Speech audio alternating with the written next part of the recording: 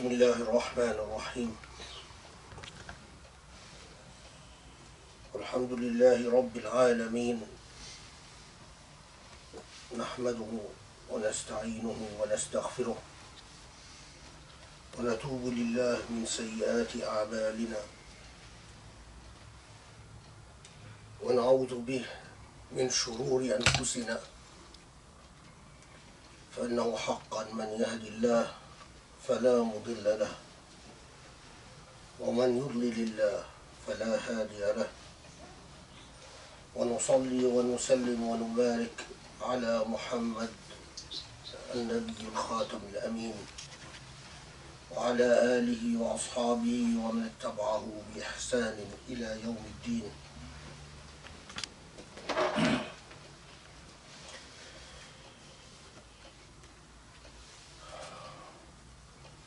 اللهم ربي إني أتبرأ إليك من حولي وقوتي وعلمي،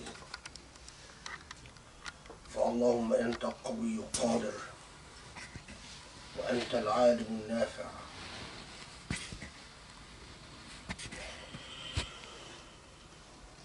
اللهم افتح لنا أبواب فضلك وأنوار هديك، وارض عنا وبارك لنا يا علي عظيم. We begin in the name of Allah, the merciful, the compassionate, and we beg for Allah's guidance, and we recognize the limits of ourselves and the limits of our aspirations and the limits of our wishfulness and the limits of our intellect. Without the grace of God, we become lost, unable to anchor ourselves on a path of certitude and diligence. We need the guidance of Allah. We need the guidance of Allah. Like existence itself needs the bond of the ethereal, like creation is dependent on the laws that constitute it. Without acknowledging that we are but a manifestation of such a small part of creation. 95% of creation is not visible to the eye and not measurable by our scientific instruments, and it is foolish and arrogant for us to believe that our will can dominate existence when it can only perceive and exist in such a small percentage of what is.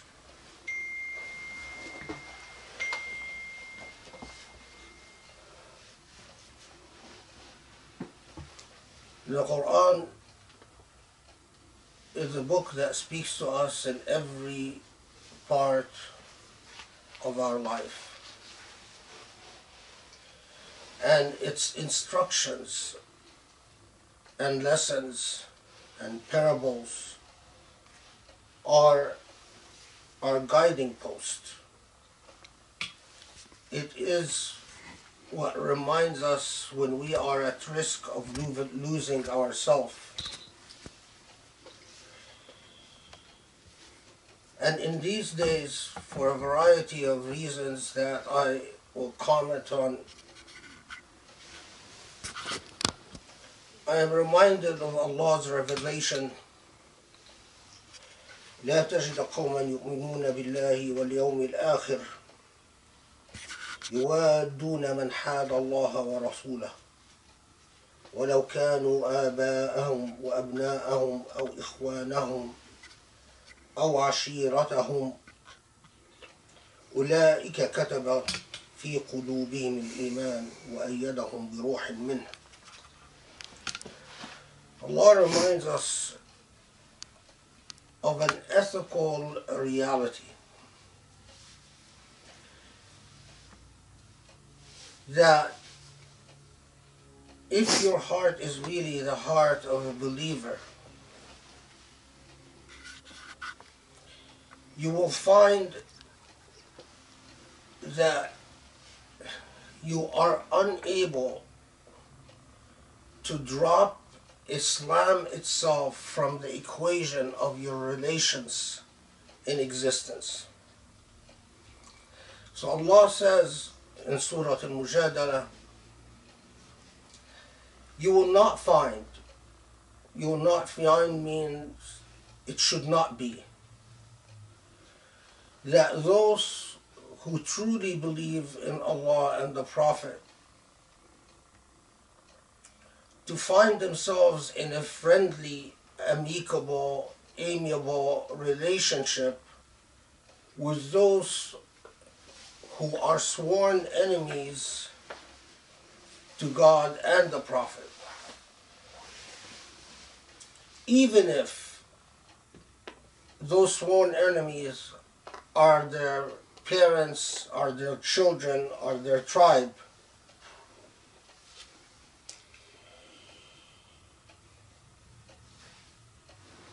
for if in truth you have disciplined your ethos to define your relationships in terms of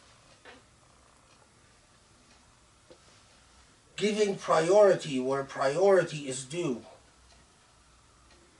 you will find that this testifies to the place of Iman in your heart.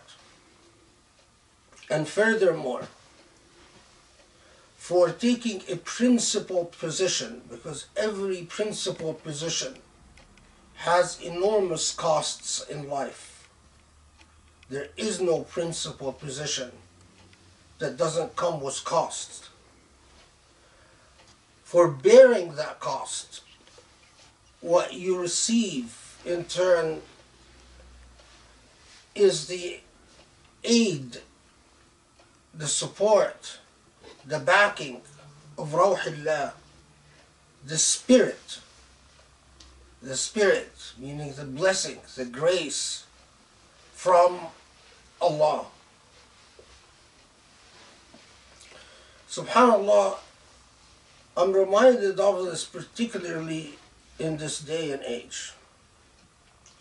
In this day and age when so much becomes confused and unprincipled in the minds of people. We all know that through the rise of Trump in power, and as Trump rose in power, he made it a regular practice to malign Islam and to attack Muslims. We know that he associated himself and his clique with people who have had long records of being committed and dedicated Islamophobes. People like Michael Flynn and Walid Faris and the like.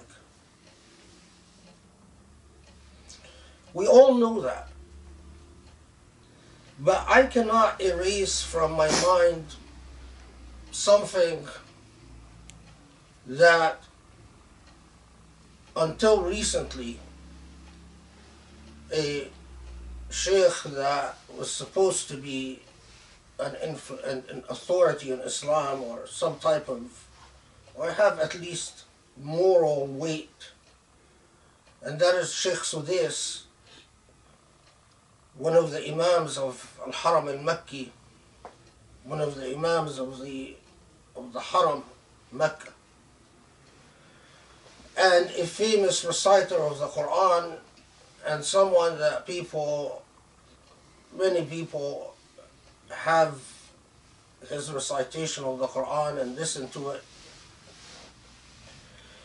But I cannot forget a statement he said once in praise of Trump, that the world will be in the good hands of the dual leadership of Wali al-Ahd MBS, Mohammed bin Salman, and Trump. And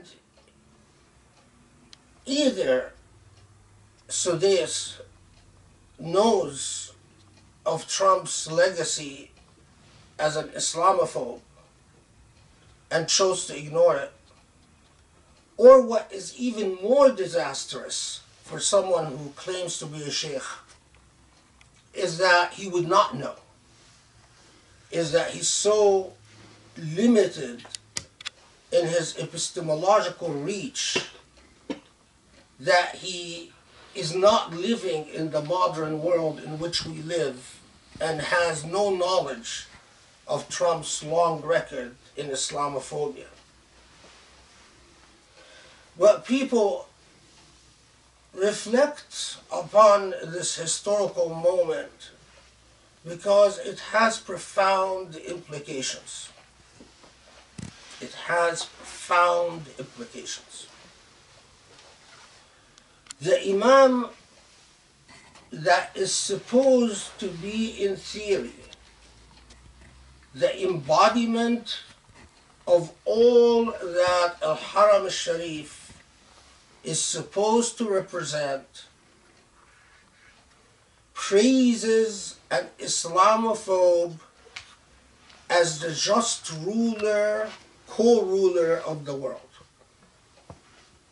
Add to this the image of the King of Saudi Arabia and the President of Egypt in the famous picture, the duo with Trump as their third, putting their hand on a lit globe as they announce the new center placed in Riyadh, or in Saudi Arabia in general, for fighting Islamic extremism, an alliance between the most populous Muslim country in the Arab world, Sisi, and the King of Saudi Arabia, the guardian or the servant of the two holy shrines, with an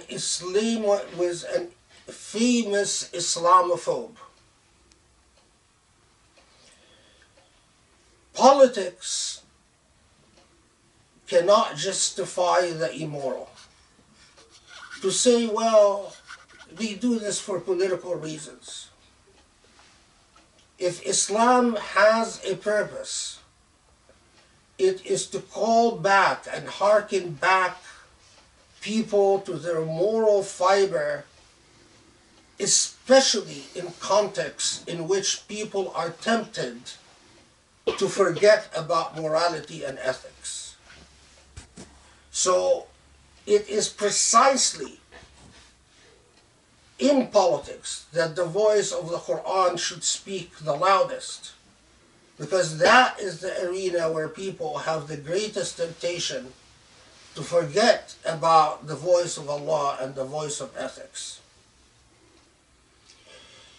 It is an irony that someone like Sudais, who for decades, him and the Wahhabi school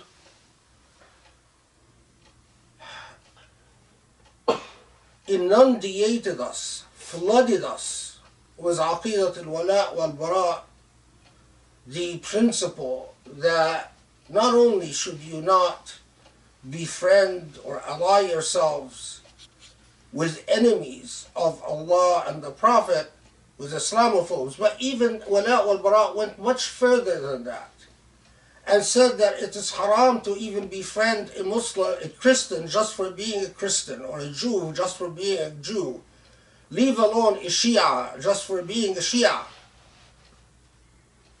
This is the creed which people like Sadais taught for many decades before they discarded it and threw it away so conveniently when it came to an infamous Islamophobe like Trump and his administration. If that doesn't give you pause, there is something deeply flawed in your relationship with Allah. If that doesn't make you think, we are at a historical moment that needs an attentive pause, needs a moment where you think about new ways of doing things and new ways of thinking, I don't know what would. Yuhaddid Allah wa Rasulah. Yuhadd means someone who is an enemy, someone who hates Allah and the Prophet. It is as if these verses were written for the Trump and the likes. But yet, Trump was a gift and is a gift to the authoritarian despots of the world. No one celebrated the election of Donald Trump as much as the despots of the world and the bigots of the United States, especially the bigots of Islamophobia. If you go to Mecca and Medina untroubled by the fact that the so-called guardian of the holy sites and the imam of the holy sites is a friend, a buddy of the biggest Islamophobe with power today, then we have a problem. Now, why do I mention this at this time? I mention this because every passing day reminds me of the amount of damage that Islamophobia has done at every level of the fabric of society. It is nearly endless, endless.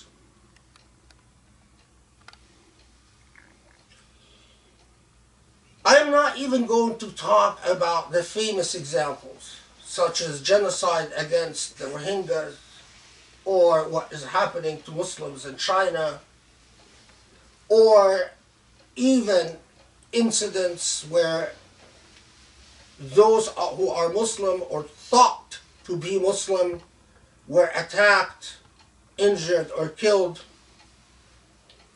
I am going to talk about even the more subtle, unseen, indirect consequences of Islamophobia.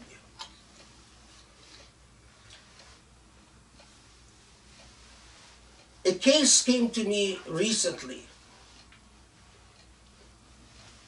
Muslims have a car accident.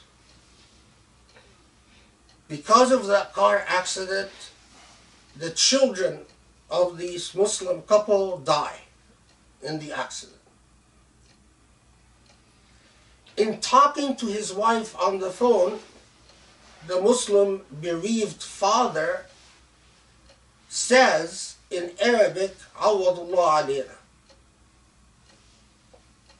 something that is a common expression among Muslims. May Allah compensate us. May Allah give us better. May Allah reward us. It happened to be this, that state was listening in on their phone calls. And they read this, they saw this as a father celebrating the deaths of his children. And this Muslim ended up finding himself under criminal charges for murdering his children. This is the sinister, indirect impact of Islamophobia. You already have a state prosecutor who is suspicious simply because this is a Muslim family. And when he hears what sounds like a prayer, the very nature of racism and bigotry makes you in a state of dread and being guarded and suspicious of a people that you don't understand. And so like when once a pilot of an Egyptian plane said as the plane was going down, "Ista'anna billah," which means we seek Allah's aid. The way the U.S. heard this prayer is that he declared a jihad and that he must have crashed the plane intentionally. This is the deeply penetrating impact of Islamophobia upon our society. Take another example. There is litigation going on right now about an ongoing practice that has expanded drastically under the Trump administration. A practice known as the Muslim watch list. The government, under the Patriot Act, has the power to put any Muslim it wishes, without judicial oversight, without any accountability, on any Muslim on a watch list. And once you are placed on this watch list, the government has special legal powers to spy on you, to invade your privacy, to bug your home, to sneak and peek, to enter your home without ever notifying you and take a sneak at everything you're doing. But even more, even if you are a U.S. citizen, the government has the right, or gave itself the right, that once you exit the country to refuse to let you in back again, even if you are a citizen, as long as they claim you are a risk to national security. Thousands of Muslims have found themselves on this watch list for reason and no reason. And thousands of Muslims have gone somewhere, whether on vacation or to see family or to even on business. And upon trying to enter the United States, they were told, you are on a watch list, you are a threat to national security, we're not allowing you into your country again. And they had to retain lawyers, and the litigation going on right now is to try to force the government to even give some explanation as to why they chose to put some people on the watch list. Of course, the litigation is brought by people who are on the watch list. And the sad thing is, the government is under no obligation to even tell you whether you are on the watch list. So the only way you can find out is that if you leave the country and try to enter again and they tell you, guess what? And for many Muslims, Contrary to the bigotry of Islamophobia, for many, many, many Muslims, the US is their only country. It's not like they can go elsewhere. So they're really stranded, unable to go anywhere, as they fight in court to get the right to enter into their country again. This is the impact of Islamophobia. This is the sinister effect of Islamophobia. This is the poison of Islamophobia. And when you have the president of our country proudly being an Islamophobe, that's a disaster. But what is even a bigger disaster is when he does not receive the message that being an Islamophobe will at least earn you the anger or displeasure of Muslims around the world. In fact, he can find that he can malign Allah and the Prophet as much as he wants. He can destroy the lives of Muslims as much as he wants, and then be considered a beloved ally by the symbolic representatives of the holy sites. This is a disaster. A disaster at every level. Imagine if a president of a country maligned Jews in an anti-Semitic way, and then Israel would welcome that president with open arms and celebrates him and rewards him with billions of dollars in contracts. It is unthinkable. It is unthinkable. Jews would be outraged. It would not happen. Then what happened to the Muslim psyche that our sense of dignity and pride is so broken that we do not demand more of our representatives, symbolically at least? The remarkable thing is that Islamophobia has even penetrated to our college campuses and classrooms in the United States. As we speak today, I can tell you that every respectable Islamic studies program in the country is under siege by a class of professional bigots and racists represented in organizations like Campus Watch and the Clarion Project and so on and so forth.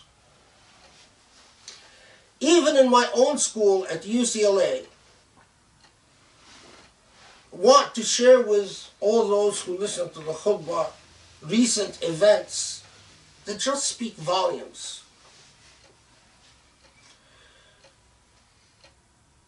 There is a famous Islamophobe, a professional full-time bigot and racist called David Horowitz. David Horowitz, like Daniel Pipes and Robert Spencer, are full-time provocateurs. They make a living. Enough wealthy people have donated money so that people like David Horowitz can make a living going around inciting hatred towards Islam and Muslims. And they call that freedom of speech. So Horowitz was coming to speak at UCLA. he was invited by a well-represented clique and lobby of Islam haters and racists at UCLA. And part of what Horowitz says is to attack any student Palestinian organization and any Muslim student organization as supporters of terrorism, supporters of Hamas, supporters of Hezbollah, supporters of whatever. But the point is to malign any Muslim organization as supporters of terrorism and anti-Semites. So David Horowitz started putting posters, and his supporters, putting posters around campus denouncing Muslim organizations and denouncing Palestinian organizations on campus. A chancellor of diversity named Jerry King, who's not a Muslim, but is a man of conscience, understood that slander against students is not conducive to an educational environment. So he ordered the posters taken down. As a result, there is currently ongoing a vicious campaign against this man, Jerry King. A vicious campaign that even contacts donors to UCLA and tells them not to donate money anymore until Jerry, because how dare he stand up for the rights of Muslim students on campus. What irks me and what bothers me the most is that, yes, Jerry King is a man of conscience, and he did what he did because he's a man of conscience. But where are Muslims? Where are Muslims supporting their own cause? The Islamophobes have published a 4-part malicious, vicious diatribe against Jerry King. They mentioned me as well in their latest article. But where's the Muslim response? And I'm not talking about the response of little undergraduates that basically have no sophistication and no skill, and they basically just, get together and say, oh, this is horrible. But at what point do we realize that Islamophobia has poisoned the well, so much so that there is no Muslim, and I say this with all intention, there is no Muslim except those that Allah has saved from this fate, that doesn't have a bit of doubt that has entered their heart about their own faith because of Islamophobia. The accusations of Islamophobia has become so much a part of common culture that, I've said it in another context and I'll say it again, that for the vast majority of Muslims, even when they do their salah is less serene and truthful, to one extent or another, because of Islamophobia.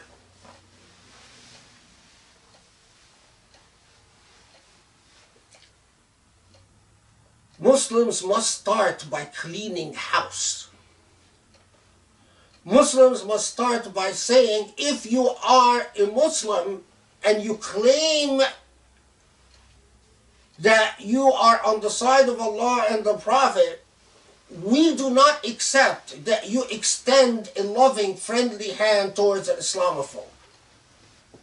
We do not accept it when MVS invites a famous evangelical Islamophobic group to visit him and sits with them and chats with them as if they're the guardians of tolerance. Or when Sisi has done the same. and we denounce you, and we say that you don't represent us and you don't represent Islam. And we no longer believe in anything that you say about Islam because we have seen the truth about you.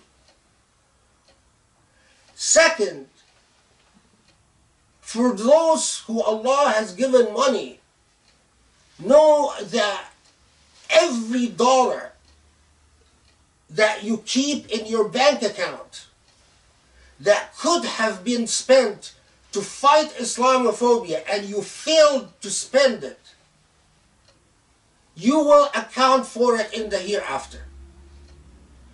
Every piece of property that Allah knows is excess to your needs, and you cannot fool Allah because Allah knows what your needs are, which you have splurged upon yourself and your family, rather than finding the most qualified people to stand up to Islamophobia and supporting them financially, you will fully account for that every single dollar or dinar or dinar, whatever it is, dirham, in the final day. It is as stark as this. I cannot imagine the psychology of those wealthy people who donate millions of dollars to someone and say, we want you to dedicate your time full time to attacking the religion of Islam, because honestly, I would not donate money for any hate cause. I cannot imagine donating money and telling someone, go attack Christianity, go attack Judaism, go attack Buddhism. Because that type of hate comes from the devil, doesn't come from Allah. So how about when you are asked to donate money to stand up to the devil of Islamophobia, to resist the attacks that have beleaguered all of our children and every level? You, any of you, could easily become that family that has an accident, loses its children, and finds itself criminally charged because they simply said an Islamic expression in the age of Islamophobia. The standard is not difficult to understand. من يحادد الله ورسوله. Whoever hates, is hostile to Allah and the Prophet, is not worthy of our trust. We should not believe anything they say. I don't understand why young Muslims will read the literature of people that they know have nothing but hate for Allah and the Prophet and allow this literature to cast doubt in their hearts. Their credibility is suspect. The simple fact that this is their attitude towards Allah and the Prophet should make you not believe anything they say. Irshad Manji just came out with a new book. I would categorize easily Irshad Manji as one of those people, Hadidullah wa Rasulah. No Muslim, no rational, moral, ethical Muslim should even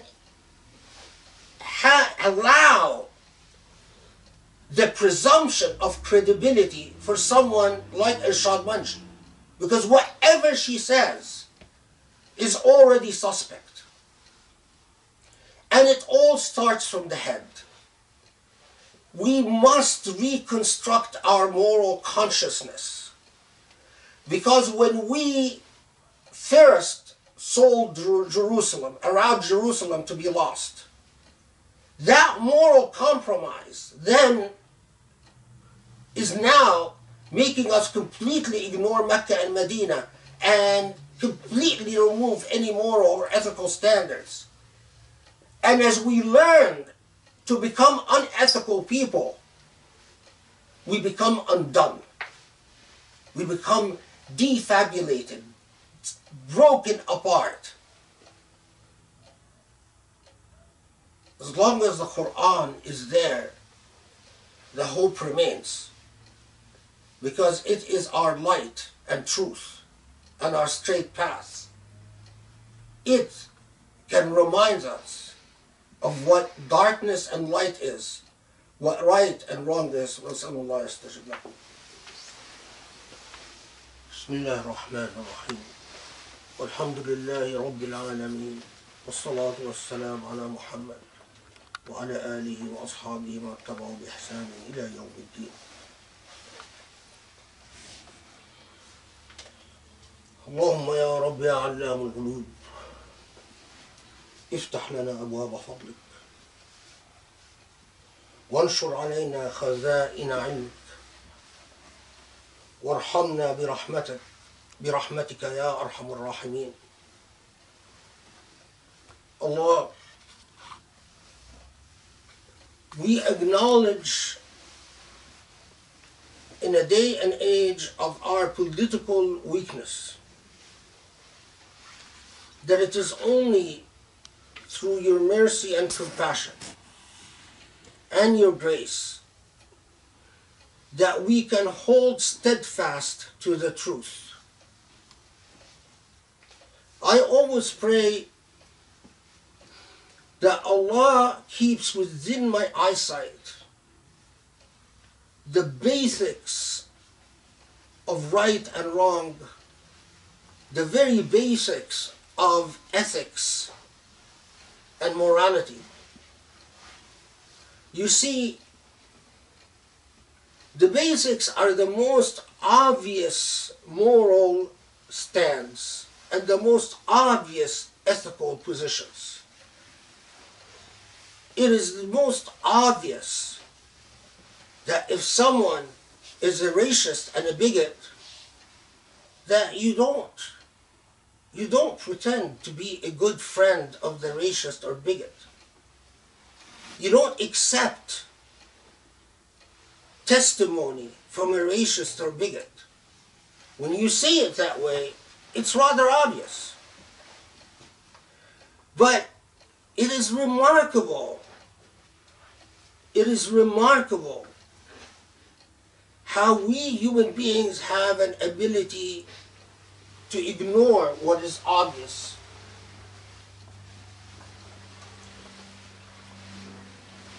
And as we ignore what is obvious, we skip over what is obvious because precisely we think it is too obvious. So we no longer think about it as if we've got it under control. Very quickly we become confused, because once we start adding layers and nuances, because we forgot the basics, we become as if adrift, neither here nor there. This is precisely the state of so many Muslims.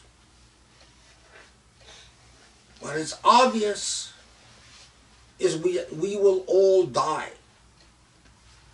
What is obvious is that we will all meet the day of judgment, be in the day of judgment, and we will answer for our record.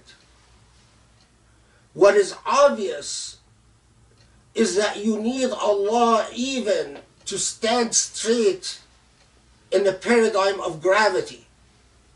Because even modern science tells you that all that is needed for all reality to unravel is but a single particle that we call the Higginbotham particle. So that creation is so intricately balanced that if something very small goes off keel, everything unravels. We know that. We know from quantum physics that at the subatomic level, particles and waves are not clear-cut categories. So by simple common sense, we know that the ethereal world is the world of the unseen, is an all-embracing reality, and that our existence is in but, the material world, is but 4 to 5% of all of existence. And that's what modern physics say.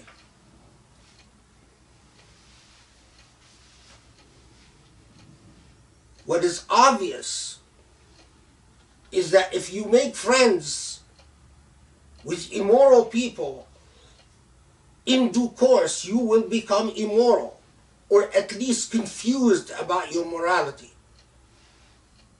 And that if you make friends with moral people, your morality becomes reaffirmed and anchored. What is obvious is if someone spends so much money on trying to destroy your religion, what is obvious is that Allah expects you at a minimum to spend as much money defending your religion. What is obvious is that Allah is going to hold responsible those who have the money, because those who don't have the money don't have it. These are all elementaries, basics. Every person who has a large bank account that sees the world as it is today, it is obvious that if they are not troubled by their large bank account, and they are not thinking and planning to spend it in countering Islamophobia, that they have a heavy burden to account for in the hereafter. Islamophobia has penetrated everything. Everything. It is the new crusade. The old crusades that Europe's launched, 14 different crusades and 4 major ones, that Europe launched repeatedly, time after time after time, trying to occupy Jerusalem, which they did, and destroy Islam, which alhamdulillah they didn't. The new crusade speaks in terms of the language of the age. The old crusade, it was swords, axes, and flamethrowers, and ships. The new crusade is information.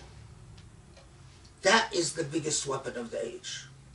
That is the jihad of the age. Until now, it is as if we have been invaded, Muslims have been invaded by repeated crusades, and they sit around wondering if a crusade is happening at all. When do we rise in defense of all, not in defense just of our Islam, but in defense of all those who have made to suffer, whether arrested on trumped-up charges or assaulted by ignorant people, or lost a relationship with their children because of this crusade? At what point do we wake up and say, I cannot meet Allah knowing that I have not done everything within my power to respond to this new, ugly, vicious crusade launched by racists and bigots?